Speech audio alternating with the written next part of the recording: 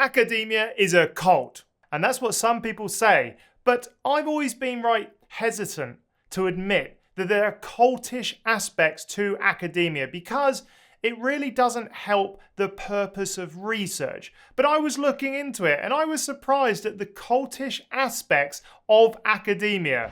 The first cultish aspect of academia is the fact that students often become very socially isolated. Cults like to keep people in their bubble, and academia does that surprisingly well. And I found this paper, which is Coping with Loneliness, a netographic study of doctoral students. And essentially it's saying that loneliness and isolation is kind of like one of the main issues with doing a PhD. So it wants to sort of hold the students close. There's no doubt that the social isolation is self-imposed a lot of the time by the student. Now that is partly because it's expected, it could be a group culture thing, but ultimately academia seems to reward people who put aside everything else and work solely in academia on their project.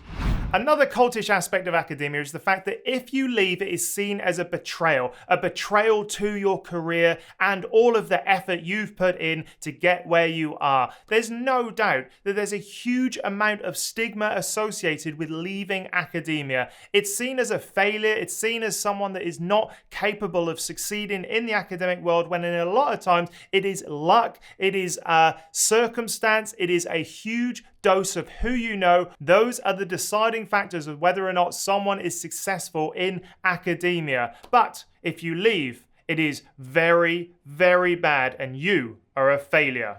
That's quite cultish, isn't it?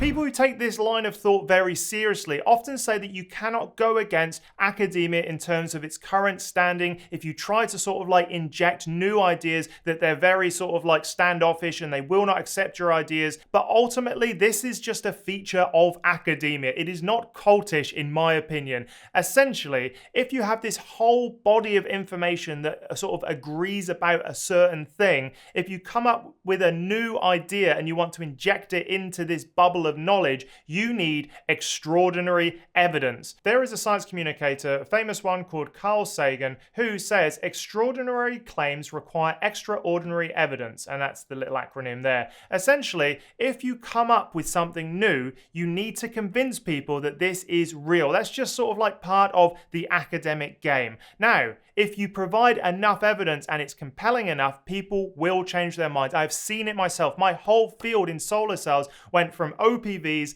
to perovskites overnight because there was overwhelming evidence that this was better. But that's not to say it's easy. You do need a little bit of a maverick mentality if you are going against the institution, and that can seem very, very difficult. Also, academia is incredibly slow moving, so it does take a while for new ideas to sort of get into academia and become mainstream normally. Academics will change their mind given enough evidence. So it is not cultish in terms of pushing away new ideas. You just need to provide extraordinary evidence.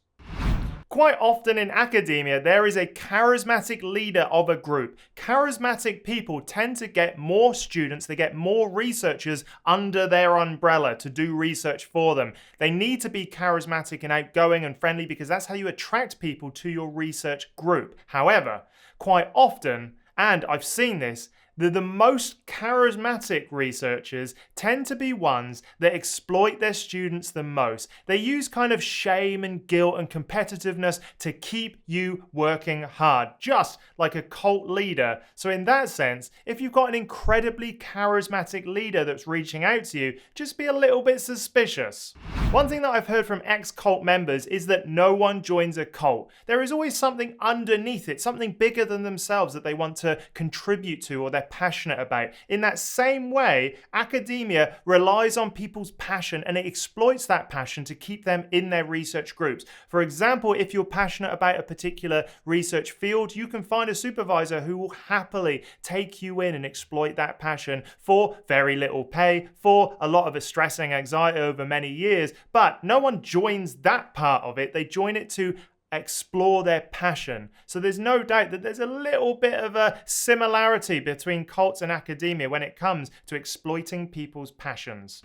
Another thing that's quite cultish about academia is that you will be allowed to believe that you are the exception to the rule, the exception that you will be the one to be able to achieve academic supremacy and become a permanent tenured professor. But that is not the case. I have seen the numbers, they are not very good, and in my experience, very few people actually go on to become tenured professors. You are led to believe that you are the exception to that rule. No one will tell you different because they love bomb you. Of course you're the one that's capable of getting the permanent position. They need you to believe that, so you will dedicate a lot of your time, effort, life, and even finances in getting there. And one of the last ones is financial exploitation. When you go into a PhD and academia, no one actually says, actually, you know what, you could earn a lot more money with your skills in industry or somewhere else. A lot of the time, they are low-paying positions. Even after you get your PhD as a postdoc, particularly in the States, they are very, very uncompetitive wages, and also a lot of the funding that occurs during a PhD does not meet the living costs required to do a PhD full time. So a lot of people end up having to get jobs, or at the worst end up paying for their PhD, which is something that no one should ever do, ever. In my opinion, you should never ever pay for a PhD unless it's something that you are so incredibly passionate about that you're willing to forego many, many years of financial security in the future. This happens at a stage in life where people are sort of like setting the foundations for their life, and it can be really hard to sort of like gain that back after you've been pushed back for so many years at that kind of like formative adult life stage. Bonus quick round, here we go. So I found on Cult Recovery 101 the checklist of cult characteristics. So the group is focused on a living leader whom members display excessive silliness, unquestioning commitment. Yeah, obviously, a supervisor. The group is preoccupied with bringing in new members. Yeah, obviously, without people doing research underneath the professor, the whole thing collapses. The group is preoccupied with making money. Yeah, obviously, in academia, no money, no research, no job. So yeah, it's part of the cult, I guess. Questioning, doubt, and dissent are discouraged or even punished. There's no doubt that if you try to go against your supervisor, you will face resistance. But if you've got extraordinary evidence, they will listen to you. Mind-numbing techniques are used to suppress doubts about the group and its leaders. Yeah, obviously. Have you ever been to an academic seminar? That is mind-numbing. The leadership dictates sometimes in great detail about how members should think, act, and feel. I think that there's certain sort of like very bad characteristics, narcissistic traits of certain supervisors who will make this a reality for their group. The group's leader is not accountable to any authorities. I think this one is true. The fact that academics are not held accountable for their actions, often because they are bringing in loads of money for the university, means they're not accountable really to anyone. If they continue to bring in money, continue bringing prestige papers and students to the university, they can get away with almost anything. The leadership induces guilt feelings in members in order to control them. Yes, that is part of academia. There's no doubt that you feel guilty if you're not continuously publishing papers or getting grant money. So I certainly feel like there's a lot of guilt that exists in academia and early stages of an academic career because you have to perform. And if you're not performing, it's your fault.